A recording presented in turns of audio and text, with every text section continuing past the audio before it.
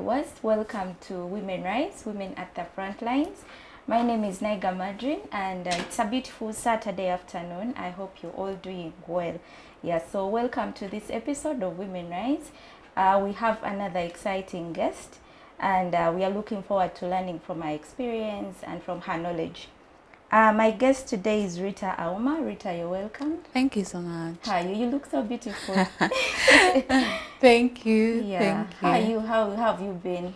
I've been good. I've been great. Yeah. Very busy because it's Mental Health Awareness Month. Yes. But other than that, I've been okay. Wow. We are looking forward to hearing from you, Rita. Rita is a lawyer. She's a mental health advocate. She's an author. She has written 2 books, Dear Me and Dear Us.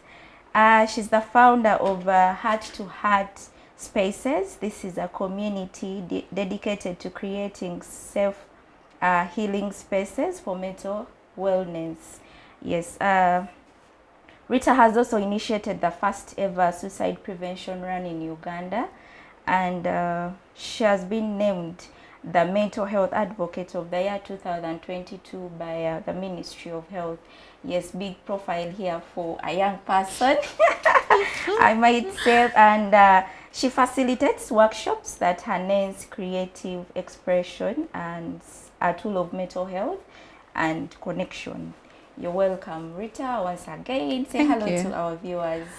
Hi, guys. Thank you for having me. I've told you everything about me. There is nothing I can add to that, and I'm really glad to be here. Thank you for honoring our invite. This is a space for young women. We mentor, it's a mentorship space. We get guests like you who are doing incredible work in community to come and share their stories, how you're doing it, what keeps you doing what you're doing, and a few issues that you face as a woman, and how you're able to overcome all these. We believe through these stories, many young lives are touched, many young lives are empowered, are mentored to take on spaces in your community. It can be from your community, your school environment, your home environment, anywhere you can be a change in wherever you are. Yeah, so Rita, into the conversation, how do you describe yourself? How do I Yes. How do I describe myself? I am a very loving person. I am very introverted. Oh. I love books. I like sleeping. I like being in my bed. I love watching series. I love working out so much. I'm a fitness junkie. Oh. And yeah, I know this is a weird one, but of recent, you guys, I love yams. Like, I actually saw one of your Twitter posts. There is talking about yams. My sisters were on that weekend and they're like, okay, rule number 1, no yam talk in this house. So what is so special about yams? I don't know, they just make me happy. Okay, that's so exciting. And Rita, where do you come from? So my dad is Samia, so I come from Busia, but my mom is a Muganda, so a mixed blood between Samia and Muganda. Yeah. So where did you grow up from? Your childhood I experience? I grew up from Tinda, then we moved to Chitezi. Tinda? Yeah. Oh, just here. You're a plant kid. Born. You don't have a village, or you have a village? I do. You do have a village? Busia. Busia. Yes. Okay, but mostly you've known your life is in Kampala. Yeah, all my life has been in Kampala. Yeah, apart from when I went to boarding school and I had to go to Mukono, Serama Christian High School for 5 years. And later on, I came back to Kampala for 1 year because I went to Mengo SS. Yeah. Okay, so how's life growing up in Kampala as a young woman? It was very interesting. I grew up in a family of 7 kids, 4 boys and 3 girls, and I was the only girl for a long time. So it involved a lot of fighting, a lot of love from the boys. The boys didn't love me. Maybe they showed it differently. They kept saying, we're trying to make you strong for the world. Yeah, but it involved a lot of that. But like, my parents were so loving, encouraging, and intentional, and they consistently taught us to speak up our minds. And you know, I noticed this when after I grew up and I was in the workforce, that people's parents didn't apologize. I was in so much shock because my parents always apologized to us. Really? Yes, so I grew up with very intentional parents who unlearned a lot of social norms to be there for us. Yeah. Yeah, so they played a very big role in my life. Yeah. And your school education background?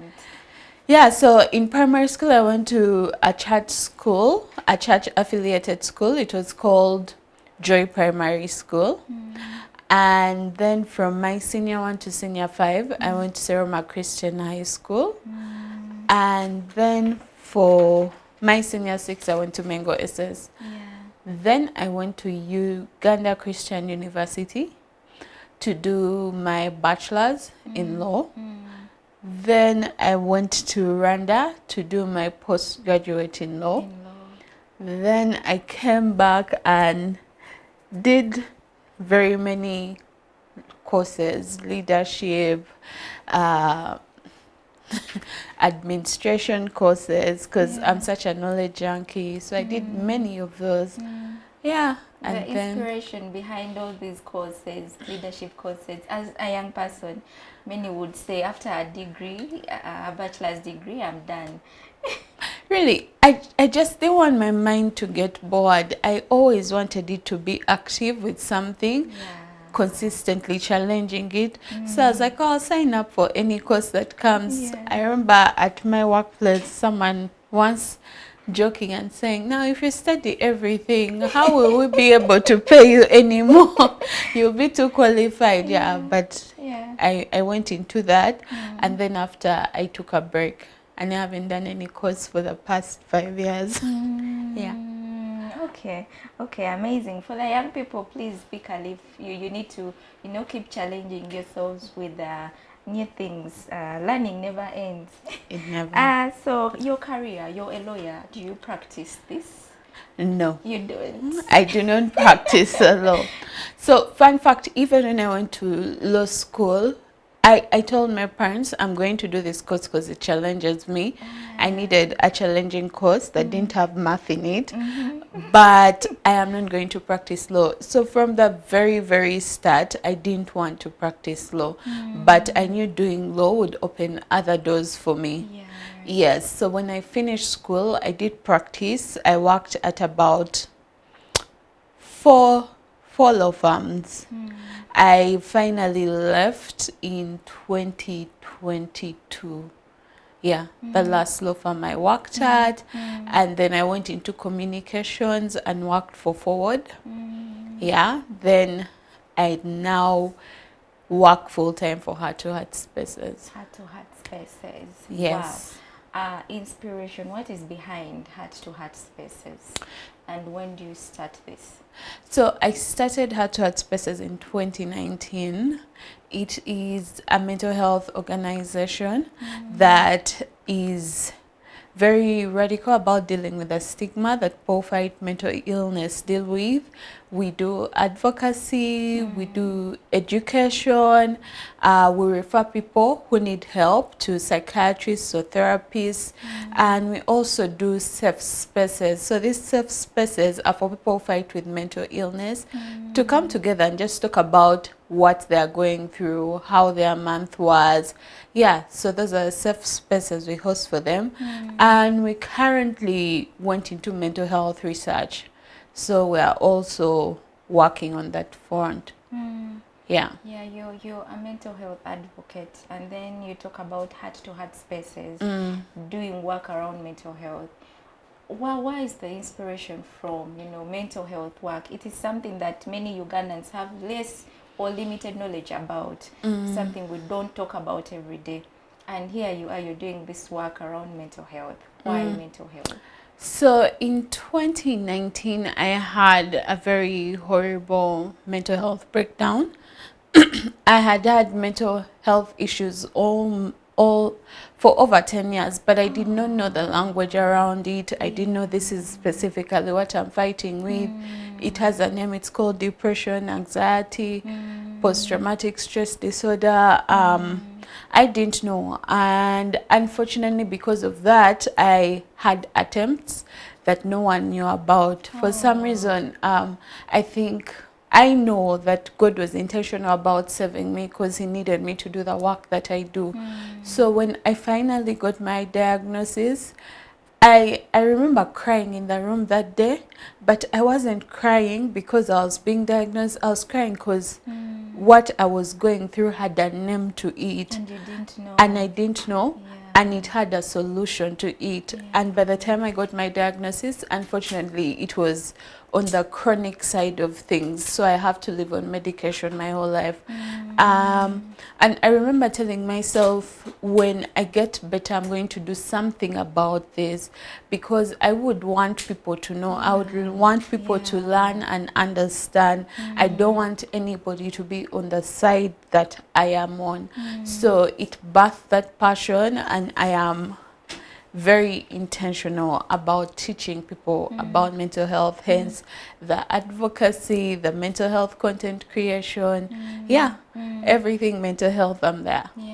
And I think when you say 10 years, I think this leads us to your first book, Yes. Dear Me. Then you wrote Dear Us. Tell us about Dear Me. Why, first of all, the title Dear Me? So, fun fact, Dear Me was a book that I did as part of a school project, the leadership project. At the end of the project, you'd have to write a book. So I sat down and chose Dear Me because I had just been diagnosed and I was going through a lot of things. So I wanted to look at the different chapters of my life and sit down with myself and write a letter to myself from where I am now. So that's what Dear Me is about. It's about my childhood till my diagnosis, and I'm writing letters to my past self. Yes, from that space. And yeah, Dear Me was great. It's actually mostly sold out. I think there are very few copies in a restock, and the other few copies that I used to teach. But then after, I decided to write Dear Us. When I went into advocacy, I noticed that there was this element of a single story, one shoe fits all. If you're depressed, everybody is depressed, has to be like this, has to be sad. The people are depressed but are functional. So I was very intentional about collecting some people's stories and having them write letters to themselves, and also having a licensed psychiatrist explain the different diseases so that it would be a more educational book. That explains it. Dear Us. Dear Us. Wow. Wow, you're bringing everyone together. And how can, into now mental health, you're an advocate and you suffered this for 10 years without knowing. First of all, how was your family? Tell us your family reaction, the family reaction, the people closest to you. They were in so much shock because I had functional depression. I was able to function. I was able to hit all my goals and targets and be on top of things, be a great firstborn daughter. If you're a firstborn daughter, you know that's a whole office. So I was able to do all these things, and they didn't really know I was struggling. I was good at masking what I was going through, my emotions, my shortcomings, and they were so surprised. I remember some of them thinking I was just being dramatic, and I wasn't. I really wasn't. But I remember when I was admitted, my dad, I think it hit him so much. I'm such a daddy's girl. So for him to see me in the Butabika uniform, he just wailed. I know. And my big brother was like, I've never seen daddy cry all my life, Rita. I made daddy cry. So it was a very emotional season for us as a family. For my mom, she's like the pillar that holds us together. She knows like it's now not time to cry, it's time to act. I'm a lot like her. So yeah, but then it helped me see my siblings better when I removed the mask. And then they started to tell me things like, oh Rita, you're now more approachable. Oh Rita, you're now more human. Oh Rita, you're more understanding. Yeah, so I feel like the strict sense of my being was stripped away because I was like that to protect myself from people and letting people in. Yeah, wow. And the first stage to diagnosis is accepting. Yeah. Yeah, that stage is really important and very hard for people. Most of the people are challenged with that. How was it you accepting, and then your family, accepting this, that you really need this care or support? I think my acceptance was in two phases. So the first phase is like, hey, yay, this thing has words, like it has titles. There's a language around it that I don't know about, but the psychiatrists and psychologists know about. And then what I did, like I said, I'm a knowledge junkie. I went and researched. I watched all the TED Talks on mental health. I read papers. After I read those papers, without the guidance of my therapist, because she told me don't do that, I sat down and I was like, no man, I can't do life like this. Yeah, because I'd accepted the help before. I was actually going for treatment as an outpatient. But when I saw what living with chronic mental illness looks like, I gave up. So I had an attempt, then they took me in as an inpatient. And as an inpatient, now I had to do the actual accepting of this is what my mental illness is going to look like. This is what it's going to take from me. But while accepting, there was also resolution for me to do better and change the conversations around mental health. So I believe I found my why while I was in Butabika, and I've been chasing it ever since. Yeah, to help people like me. Trauma. Yeah, the process of overcoming all this. Someone might have a relative or family member who is into what you went through, and how do they overcome? I think healing is a journey. One moment you feel like, yes, it's like grief. One moment you feel like, yes, I have overcome this, I can do this. And then the other moment, you just feel the opposite. You're like, oh, I'm down, I can't do this. And something I've learned on my journey to healing is relapses happen. Relapses happen because your brain and your body has been used to a certain state. It's going to take time for it to heal and go to another state, even for trauma. I like to tell people to give time, but also relapses don't mean all the work you have put in has been undone. It simply means you're healing differently. Healing isn't linear. It's not like physical illness like malaria where they give you anti-malarials, 1, 2, healed. No malaria, plus. No, for mental illness, it's different because you're also working with emotions, and not just your emotions, that everybody else's emotions. So give yourself grace for someone on their healing journey, especially with trauma, because it brings a lot of self-hate, self-stigma, where you're like, oh, I'm not worthy, and all these things go through your brain. But what you feel sometimes isn't a fact. Just because you feel worthless, it doesn't mean that you're actually worthless. Sometimes your brain is playing tricks on you, and you have to be cautious and intentional on how you can support it to cope better. Wow, beautiful. So you talked about stigma. How do we reduce stigma around mental health issues? That's an interesting topic because there have been a lot of spaces, Twitter spaces and conversations around stigma this week. But one, I think preventative measures are the way to go. Teach children at a younger age about emotional well-being, emotional regulation, just like we were taught the language of the 6 killer diseases, you know, by Pew, and you'll be like polio, measles, kwashiorkor, yeah. I think It should be the same story. yes, for mental health, so that we bring up a generation that is more aware of these illnesses. Such a child can go, oh mommy, I've been sad for more than 2 weeks. Then you're like, oh baby, I think maybe that's depression. Yes, so if you build the language at an early age, children can know to name these things, but they can also know how to take better care of their mental health. One of the things I remember when we were in primary was physical hygiene. Even the games in nursery, they would say, let's run, get ready for school. You know, I brush my teeth, I comb my hair. That's good, but you have a conversation with even an old person and you ask them, do you know what mental health hygiene is? And they're like, no. We don't. Do you know what mental health is? No. Do you know what things are good for your brain?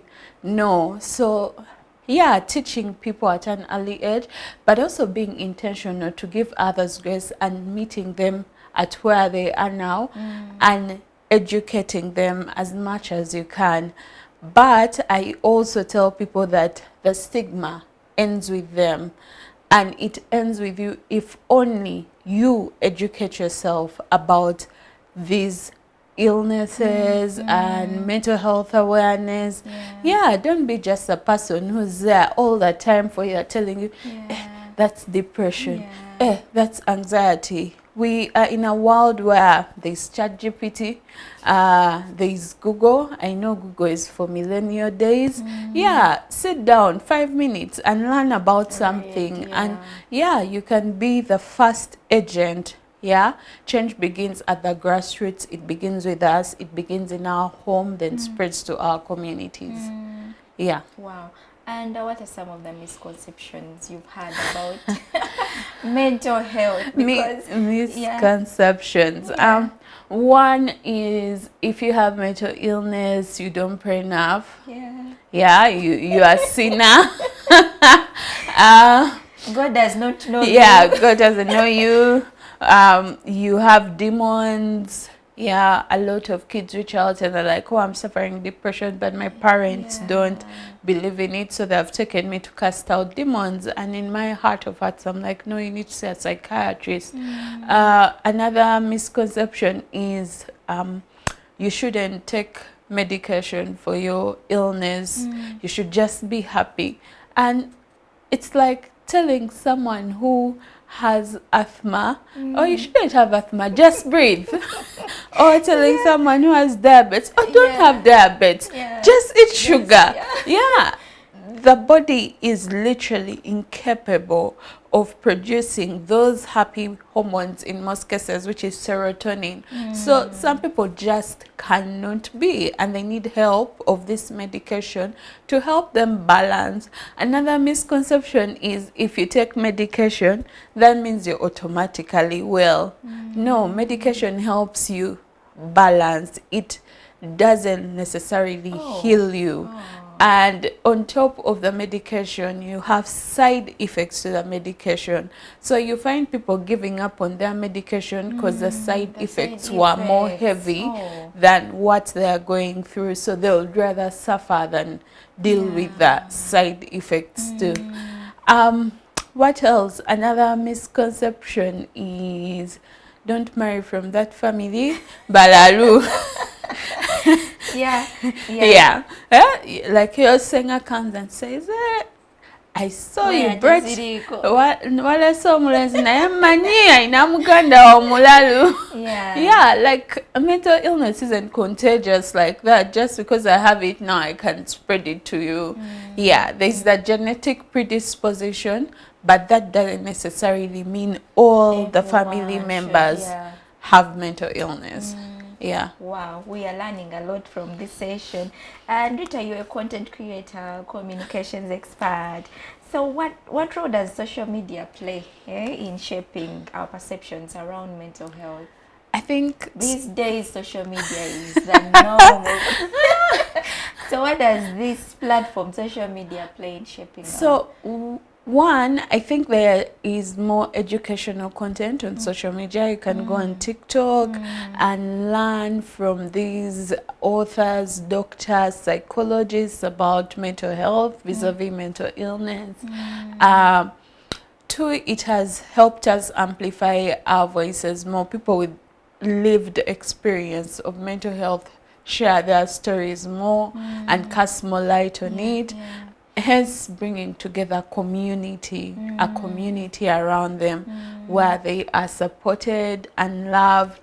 It has also helped us express ourselves. You know, sometimes like you're just going through a hard day and just need a little bit of dancing, like to the recent song. What's the most recent? I will pursue a lighter. Yeah, that one. Yeah, Joshua Baraka. Sometimes you just need like such great vibes. So social media has provided that, but there is also a negative side to it. People are exposed to so many things, so much at the same time. At the end of the day, you've spent 2 hours on Twitter, 2 hours on TikTok, 3 hours. This one is saying this, that. You can't even sit down with your thoughts. And now you have gotten addicted to that rush. You constantly want to be on your phone. And people think addiction is just alcohol, drugs. But sometimes the object of addiction is different. It's your phone. It's social media. So we're seeing the highest number of Ugandans are addicted to their phones. Yeah, so we are seeing a high rise in that. Recently, I started taking Saturday off, like off social media. You won't find me on WhatsApp, Instagram, TikTok, Twitter. Well. Yeah, I was like, I need to be grounded. Yeah. Another thing is there is a lot of misinformation. You find people who know nothing about mental health also teaching about mental health, and they're so confident. Yes, and the following is very big. And the following is imagine the number of people listening to such videos. And they're getting the wrong information. There was a time I was watching this TikTok coach, and he was like, oh, the reason why men die by suicide is because they don't work out. And I was like, I can give you a list of 10 men who have unfortunately lost their lives to suicide, who are fitness instructors and are more fit than you. Like, the information is so wrong. But then the third thing also that mental health professionals are finding is someone self-diagnoses themselves. Also at a very high rate.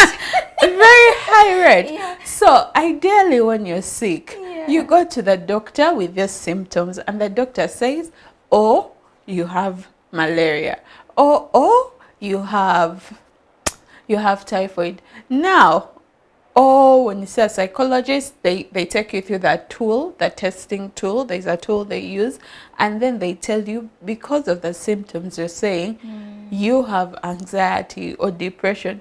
These days someone goes on TikTok, watches depression is this, sets up an appointment, goes, you already know what you're suffering from. I think the issue is I have depression. So the psychologist is like, and you should give me this and this. They already the psychologist is like, how do you know that? As in, there's a process for you to get an actual diagnosis. So self-diagnosis is also on a rise right now. And comparison to other people. We compare ourselves a lot to people. You know, when I catch myself doing that, and now I'm thinking, this person is better than me. I'm sorry, they have good content, but I'll block them for a while until I get over it. and TikTok, Yeah, social media yeah, is really bringing this out. You yeah, find people posing around things that are not theirs. You're trying to yeah. impress us And who are me watching you. and me who's really trying to be like, here that thing is not yours. Now I'm not sleeping well. Now I'm asking God why I'm 30 now. I have no car. I am still in my parents' home. You end up getting loans to I know. match So up. Yeah. yeah. Yeah, a lot is happening on social media. You should know how to regulate. Rita has told us her Saturdays are off. So take time off social media and think of other things. Yeah. So Rita, how can we support our loved ones who are struggling with these mental health issues? That's a As a very family, community. Yeah. That's a very good question because family is our first safe space before we go out there. I always tell people to learn the person's love language. Yeah, like, do you know your love languages? No? Basically, how does that person want to be loved? So the gifts that they touch, like when you touch them, they feel like, Mama, you love me so much. There's words of affirmation where you affirm someone. You're like, oh, you're the most beautiful person. They feel so loved. There is spending time with them. And acts of service, doing something for them. Like for me, I feel so loved when my siblings come home if I'm undergoing a depressive episode and they just wash my dishes. I get so much hope. I'm like, oh my God, these people love me so much. These are simple things that we can all do. These are simple things. Another love language for me is gifts. And you know, when someone says gifts, people think cars, what. There's a time I was depressed and a friend just brought me fene. You guys, I felt so loved. I fought that episode after eating that fene with so much oomph. So learn the person's love language. Love them like that, because I believe love is a whole healing language. Another thing is listen. Sometimes these people just need someone to listen to them. Do not listen with the intention to talk back, with the intention to correct. Listen with the intention to connect with them. That is really, really helpful. Then support them. Medication and going for those reviews is really expensive. If you could support them and say, oh, here's 20K towards your medication, it goes a long way. Or let me go with you as you go to see that doctor, because those lines are long and sometimes you just need a friend or family who's there for you. Another thing is talk about it. You as a family, do not self-stigmatize yourselves like, oh, it's just us who are going through this. The other people are going through it. The more you talk about it, the more you create safe spaces for others, and the more they are more informed. Another way they can support their loved ones is actually going for therapy themselves, because sometimes they are the problem, they are the reason why someone is like that. And whenever someone comes back healed, they are triggered by their families, because the families are the toxic people or the ones that have caused this hurt and pain and are constantly pushing the trauma forward. So go for therapy yourselves. Go for family therapy as a family. Those are some of the ways. Churches should talk about mental health from an aspect of it's something that affects all of us, so that people know that it's not just demons, that they need to get more help. I remember when the AIDS campaigns were there was a point where churches joined, and that was a whole different trajectory in helping with the AIDS pandemic.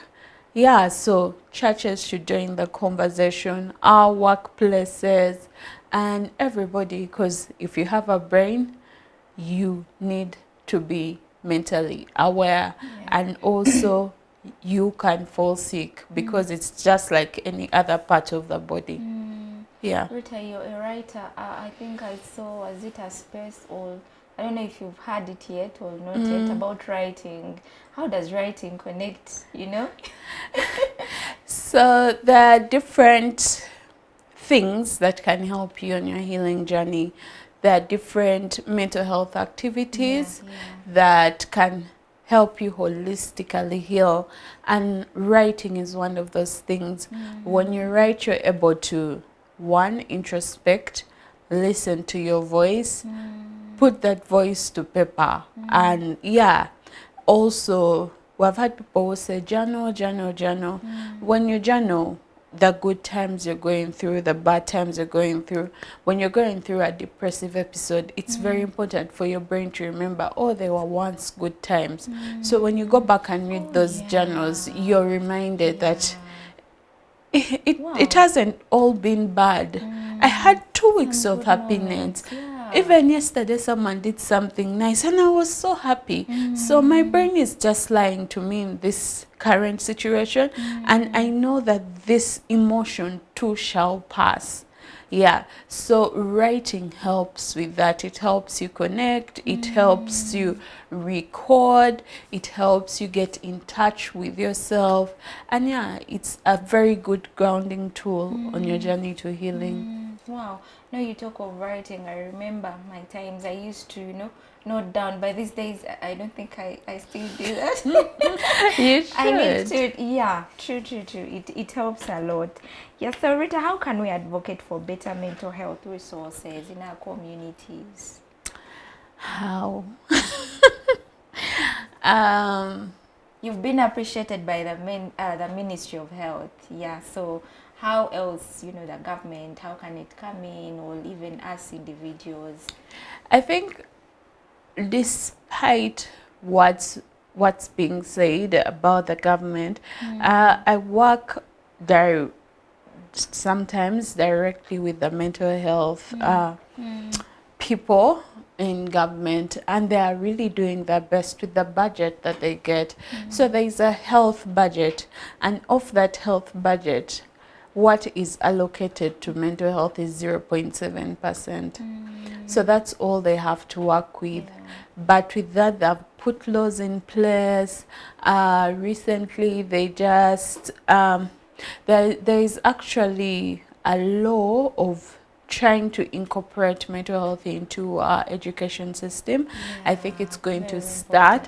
Another thing is the put law, the tobacco smoking law, there is the alcohol, so those help reduce the number of people going to do a thing. The issue is the implementation. We have very beautiful laws in Uganda, but they are hardly implemented.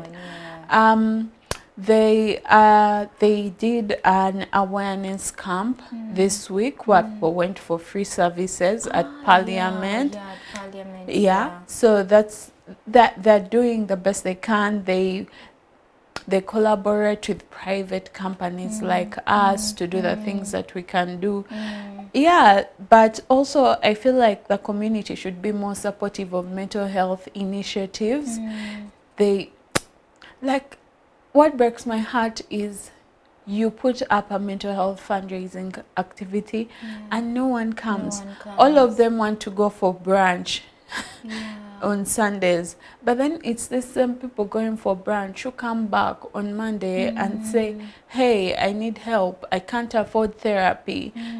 So it's a call for the community to be more accepting, more understanding, and also participate in these things. In September, we have the mental health run again, and I just hope people come, people run, because we are running for people to get affordable therapy. The numbers of people who are reaching out to help us cover their therapy has grown, and because we are self-funded, we honestly don't have the resources to help everybody. So the community can be supportive in that way. It can on other community gatherings, invite people to talk about mental health so they can educate people at the grassroots. Most people say, oh, mental health is just for Twitter, what. When you go to the grassroots, people don't know, because people feel like they don't care to reach out to them. They should focus on. But also the people in the community are still very afraid to have conversations around mental health. So yeah, I think we can do that, but this can all start with us. If I go to my community, talk about it, and you go, it can be a ripple effect, and it can make a difference, even though it's just 5 people. That's better than 0. And you talked of the run that you have in September. How was your first suicide prevention run? How was this run? How did you organize it? When did it happen? It happened in 2022. Yes. And then I took off a break because I had never organized a run. And then I was like, okay, let me organize a run. Oh my God, the emotional fatigue, the physical fatigue of being the one leading and making the decisions, and the last minute things all coming in. You know, Ugandans, you advertise a run, but not buying the kits, and then last moment everyone wants a kit. So what happened? That's what exactly happened to us. And then the kits were done, and then now we had to go print kits throughout the night for people, and more people came. I think Ugandans, we love last minute things. I know.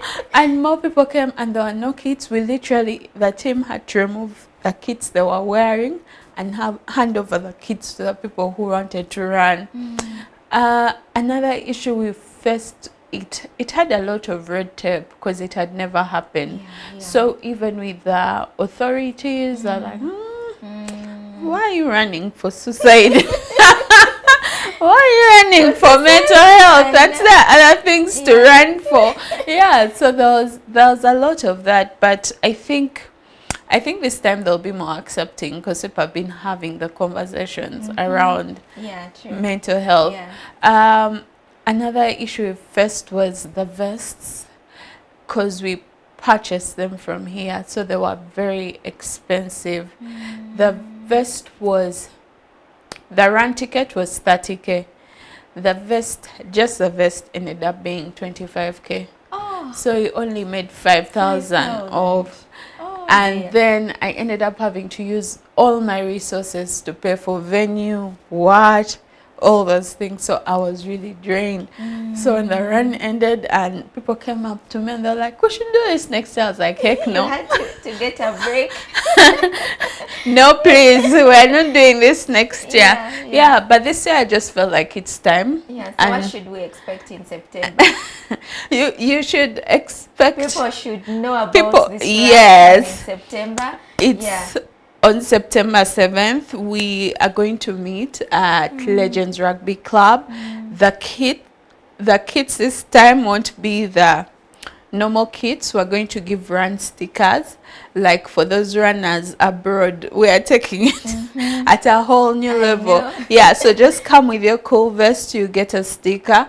And we'll be running to raise money for people's therapy and psychiatric help. And we'll also be running to enable us to do more outreaches outside Kampala. We want to reach out to more people in other districts, because mental health isn't just a Kampala thing. And we'll have lots of grounding activities. We're going to have painting. We're going to have a wellness tent where you can learn activities that you can use to take care of your mental health. We will have therapists and psychiatrists on ground, so that if you have any questions, you can go and talk to them.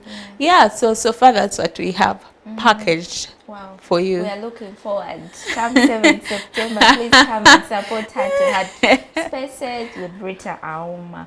Yes, as we come, we wind up this conversation. How do you do it? You're a young person. Someone will ask, how is she able to do all this work? What keeps you moving to even, keep doing what you're doing? One, God. big believer in God. Without God, I wouldn't be here. Without him, I wouldn't have the energy to do the things that I do. Two, I'm very intentional about my why. Like once God gave me my why, I was like, I want to leave this earth empty of what he has put in me. So I will work towards that relentlessly and tirelessly. Like even when I'm sick, you can't tell I'm sick. You can't tell I at some point this week I got sick, but I was like, I still need to be there. I made this dead. Yeah, so sometimes you're going to have to be uncomfortable for the things you want to achieve and push yourself regardless, because the world doesn't owe you a soft spot. It doesn't owe you anything. So you have to make that mark for yourself as a person. Intentionally sit with yourself and say, Rita, this is what we're going to do. At the beginning of every week, I sit down and make a list of all the things I want to do throughout the week, and I tick off. Some days I can't work, I push it forward. Other days I will work from my bed, but I will do it regardless, because you need to have that drive in order to be productive, in order to make a change in the world that we see today. Wow. And Rita, with your experience, the things that you've gone through, the 10-year depression, and any other experience, you're a learned person, you've done a lot of courses. Advice to the young girls who look up to you and say, wow, she's doing amazing work. What can I get from her? How can they, discover themselves and be better in society? I think self-discovery takes time. When I was a 20-year-old, I felt like I had discovered everything. And I felt like whatever people were telling me wasn't it. But here is the truth. There is wisdom at crossroads from old paths, from people who have gone before you, from people who are there. So look for those places. Look for those places and lean into them and learn from them. The good thing now, we have social media. You don't have to wait for your grandmother to tell you something. If you want to learn something, start now. If you want to learn film production, start now. If you want to learn editing, start now. There are people who have established these spaces, and sometimes all you need to do is walk into them. You don't have to do the extra work and fighting that they did. They did this so that they could pass the mantle on, and you could find a better world. But when you walk into that space, purpose for yourself to make a better world for the next woman coming behind you. So that's very important. The second thing I want to say is that you can do anything you put your mind to. When I first went for my first internship, my boss told me the law is a man's world. And I thought he was joking, but the law is actually a man's world. But I knew if I put my mind onto this, it doesn't matter. It's a man's world, but they will hear a woman's voice at least echoing in the back. So it doesn't matter what life cards have dealt you, what cards life has dealt you. Life is unfair. You will never find life being fair to anyone. But even if it's unfair, what are you going to do about it? How are you going to handle it? How are you going to push forward? I think that's the best advice, because it will never be roses and laughter and sunshine all the time. Even for our mothers, our grandmothers, and our mentors, it was always unfair, but they pushed through. Wow, very beautiful for a young woman, trying to so many things in there, trying to discover yourself, and then there's a lot to pick from Rita. Rita, who do you look up to? I was talking to my friend about this, and when they ask people, they're like, oh, Michelle Obama, what? I look up to my mom, Emily Nakazi Barasa. Yeah. Wow, wow. Greetings, ma'am. And Rita, lastly, it's Mental Health Awareness Month. What are your remarks? What do people need to know more about heart-to-heart spaces as we conclude? Mental Health Awareness Month starts a conversation around mental health. Yeah.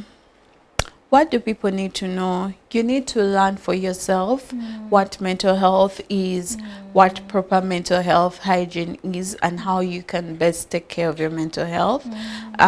You also need to educate yourself about these illnesses so that you can know what time you can come in to help your friend, your partner, your family member.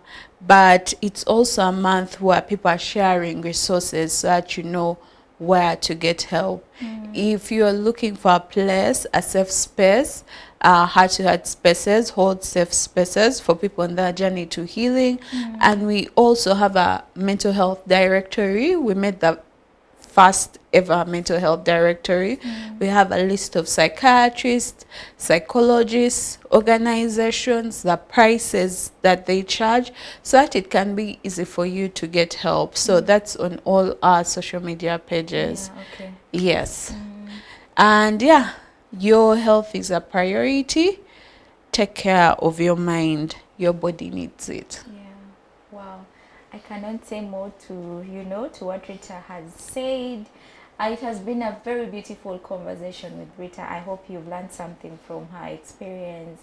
Mental health is something that we should engage ourselves with every day of our lives, in our workspaces, our church spaces, our community, our homes, our families, our friends. This is something that we need to keep talking about so that even those that do not know about it get a chance to, get information about this special issue that we need to involve ourselves in. Thank you to our viewers, the team behind the cameras. Thank you so much. Follow all our conversations on our social media handles. And please come back and watch Women Rise. It's a great platform for everyone to pick something. I mean, today we've learned a lot about mental health. So come back next time and watch.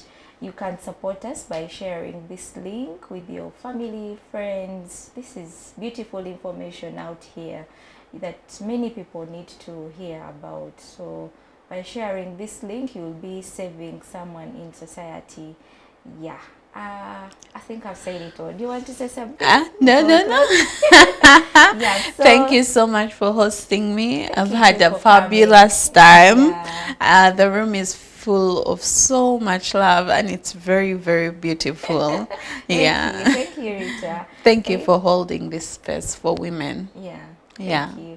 Thank you to Center for Constitutional Governance that keeps supporting these spaces. I've been your host, Madreen. See you next week. Bye.